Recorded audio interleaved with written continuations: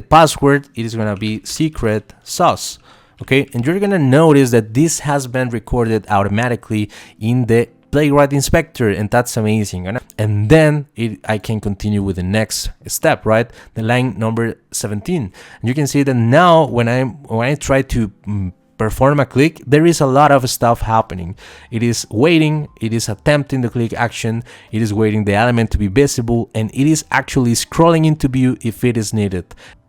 Hey masters, welcome back to JoanMedia. Welcome back to another good video of Playwright, which in this case we're exploring the different features and advantages that we have with Playwright. It is a kind of introduction videos, but in the future I'll try to explore API testing, authentication, explain the different features and the different approaches that we have using Playwright, like the page object model, how to use selectors, how to customize the videos and so on, and the different integrations that we have with Docker and continuous integration and Selenium Grid. So I hope that you can subscribe to this channel and let me know in the comment section what you want to see in the next videos. All right, so to start with the test generator, it is basically a kind of record and play tool that we have available and inbuilt with Playwright. So it is pretty easy to use. We only have to use the command playwright and then the flag codegen. It is optional if you want to use the browser, or I'm sorry, the URL that we want to visit. In this case, it is telling us that we can use Wikipedia, for example, but we can use those commands, the first ones, the playwright and the codegen, and you're gonna notice that it automatically opens the browser without an URL. However, we can use, for example, the sauce demo website that we have and we usually use in this channel, right? And you're gonna see that it is gonna open this automatically. It is gonna be opening Chromium, and also it is gonna be opening the Playwright Inspector. This is a topic that I want to cover in the future, because you can see that when you are recording a test, we don't have the ability to resume or step over, because it is not the case. I'll try to explain you how you can use these for debugging your scripts in a few minutes. Okay, so please stay until the end. All right, so here you can see that we can translate the code that we're gonna be generating automatically in different languages. We can use Python, we can use Java, we can use JavaScript, or C#, for example, but in this case I'm gonna be using PyTest because it's the test runner that I'll planning to use in this video. All right, and you can see that basically it is importing the page and expect from the library Playwright Sync API, and it is basically a function called test example, where it's in the page as the parameter, and then we're just doing a page go to, right, for the website that I want to use for automation. And then if you remember, or if you are paying attention to of what I'm doing, I clicked before in this particular element username, and it has recorded automatically that action. Okay, that's important. Now let's imagine that I want to fill or input or type the value standard user over here. Okay, and you're gonna notice that now we have the standard user in the username, and the password, it is gonna be secret sauce. Okay, and you're gonna notice that this has been recorded automatically in the Playwright Inspector, and that's amazing. And I'm going to click on login, and you're gonna notice that it has logged in, and the website has redirected to this particular path, which is inventory.html, right? So you can see that it has done that as well, and it is actually telling me that we can use an assertion here. It is kind of advising me to use this assertion. It is currently in as a comment, but I'll use it. I'm gonna stop the recording, right? You can see that that's basically what I'm doing here. Now if I click on something somewhere else, you're gonna see that it is not recorded automatically, and I'm going to be using the copy button that I have here, and I'm going to be creating another file. I'm sorry, this is not the thing that I wanted to do. Inside of the PyTest folder, I'm gonna be creating another PyTest file, which is going to be codegen demo.py. All right, and inside of this file, I just copied the different code that I just generated automatically. I'm gonna uncomment the suggestion for the assertion, you're gonna see that it is telling me that it is gonna check that the page have the URL inventory.html at the end of it, right? That's amazing. It is not necessary to click the different locators, if I am not wrong, right? I just want to fill the data with the different values, right? And that's it. You can see that, well, it is amazing. I didn't write any code for this matter. I'm gonna cancel, right? I'm gonna cancel the execution of the code generator, and I'm gonna clear the console, and then I'm gonna be running a PyTest, and then the name of the file, which in this case is codegen demo.py, right? And you're gonna notice that it is gonna be executing in two browsers. The first one is going to be in Firefox. You can see that it is working. It is clicking on login, and then the assertion was working fine. There was an error. I'm not sure why. Let's see. We have an error because the target page context has been closed. It is only happening in Firefox. I don't know why this error is happening, actually. Let's try again. Let's see if it happens again. All right, now it is working. It is a kind of random error that I must take a look because I'm not sure what is happening there, but now it is passing correctly. You can see that, right? And the reason of why it is running in Chromium and Firefox, it's because of this particular file that we just reviewed in the past video. If you haven't seen that, you just go ahead and check the playlist, Playwright and Python tutorial or something like that in this channel, and you're gonna notice that we're telling the runner to run this in Firefox and Chromium. And well, we can obviously change this to only run this on Chromium, for example. Let's do it. I'm gonna delete Firefox over here. Okay, that's it. And when I run again the test, it is only going to be executing this in Chromium. You're gonna notice that. All right, let's see. There it is. It is only running in Chromium and working. But now I want to show you something else, because we can do something like emulate devices. We can use the viewport, for example, of an iPhone 11 or an iPhone 13 in order to run our test there, right? Or record the test using that particular viewport.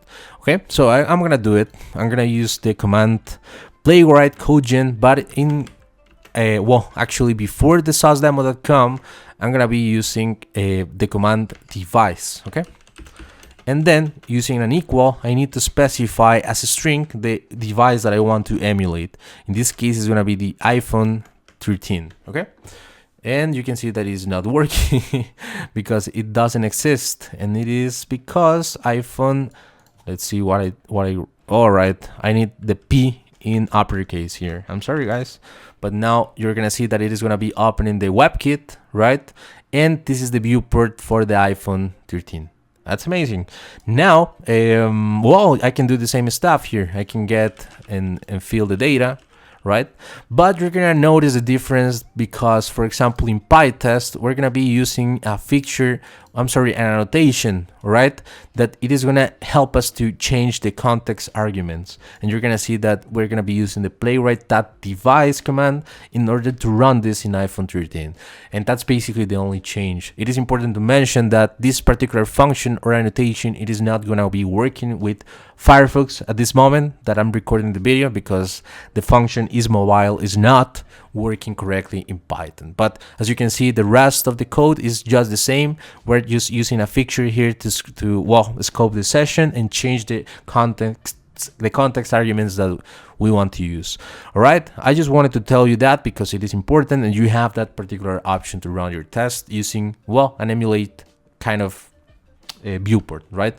But also we can specify the viewport that I want to use, because, for example, I don't want to use the device iPhone 13 because maybe the client is working with viewports. I don't know, right? So we can use this another command that I have here: viewport size, the width and the height. Okay, so I'm gonna copy this, I'm gonna paste it over here, and I'm gonna be using well, a viewport size, for example, this one, and you're gonna notice that it is not working because maybe we have double space here. Playwright, it is fine, but let me see why it is not working.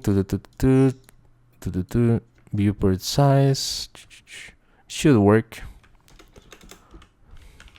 Yes, I don't know. Viewport size. Oh, it is because I need double dash here. There it is. Now you can see that it is, well, opening the viewport size that I just specified, and it is also sent by as a viewport over here. If I am using PyTest, it is the same stuff, but instead of using the iPhone 13, I'm specifying the viewport that I wanted to open, right? And also we have another excellent feature here, which is that we can emulate the color scheme for a particular website. For example, the twitter.com, right? Let me show you this. I'm gonna be opening the command playwright codegen, and I'm gonna paste the color scheme dark, and I'm gonna be opening twitter.com. There it is. And you're gonna notice how Twitter is gonna be opening using the dark mode. That's great. It is trying to emulate that particular environment, right? And well, let's imagine that I want to open Google Chrome or something like this in another language. That's possible because we can change or emulate the geolocation, the language, and the time zone. And in order to emulate the language, we can change this using the language flag over here, right? So let me show you this. For example, if I do a playwright codegen, I use this particular language, Italy, and if I open, for example, google.com, it is going to be opening Google using Italy as well, the language. And as you can see, we have Google Offerto. I don't know what it is. I don't speak this language, right? But that's amazing. I just wanted to tell you that. Great. Now that we know how to use the codegen, right, the test generator, that seems to be amazing for people that probably doesn't know a lot of, well, coding stuff, right? Programming. Well, we have this option available. But then we have the inspector. I know that we have seen this before, but now I'm gonna try to explain you how you can use this for debugging purposes. Let's imagine that you're running a script and you don't know why it is not working correctly, and you want to go line by line, checking what is wrong and what is right. So we have the ability to do this using the inspector. The Playwright Inspector is a graphical user interface tool that help us authoring and debugging Playwright scripts. How I can open the debugging mode? Well, we have different options. I want to give you a couple of options here. You can use environment variable with this particular format, right? In Bash, PowerShell, and Batch. And also we can use the method page.pause, okay? And this is my preferred. This is how I use it. So for example, let's imagine that I want to enter in debug mode, right, using the inspector when I'm running the codegen demo that I just created before, right? And I'm gonna be using the page pause actually after I go into the website that I wanted to check, right? I'm gonna do it. I'm gonna run this using the command codegen, all right, the PyTest codegen command, and you're gonna see that it is gonna be pausing the execution, and I have a Playwright Inspector running over here, a kind of window, right? And you're gonna notice that I have like, well, the line where it is running, the line number 8, and if I have like a couple options here, the resume one and then the step over. If I use the step over, you can see that I have in the logs part here a different kind of logs of what is happening. In the page locator, it is waiting for a selector to be visible, and then it is going to be filling the information with the value that I just provided. Then it is going to be looking again for the another selector, the password one. It is going to check if it is visible, and then I can continue with the next step, right? The line number 17. And you can see that now when I try to perform a click, there is a lot of stuff happening. It is waiting, it is attempting the click action, it is waiting the element to be visible, and it is actually scrolling into view if it is needed. And as soon as all that stuff happened, the down scrolling is happened, and we can proceed with the click. And well, then we have the assertion, and at the end it is gonna, well, start with the browser context close, and that's basically it. We have an amazing tool to debug the different actions that we have well, actually scripted in our file, right? That's amazing. But we have another good feature over here that I want to give you an overview, because we have another way to well, check the selectors, the debugging selectors part. I'm gonna give you one example here. We have a Playwright options. Okay, we have a couple of them. So for example, if I use Playwright Inspector, I can use the Explore functionality, and if I, for example, click on login, it is gonna give me a kind of, well, selector over here, right? That's amazing. I just have to copy this and use it in my particular script if I want. Or also, if I open the inspector, in my case, in this case is Chromium, right? So I'm gonna be using the Chromium DevTools.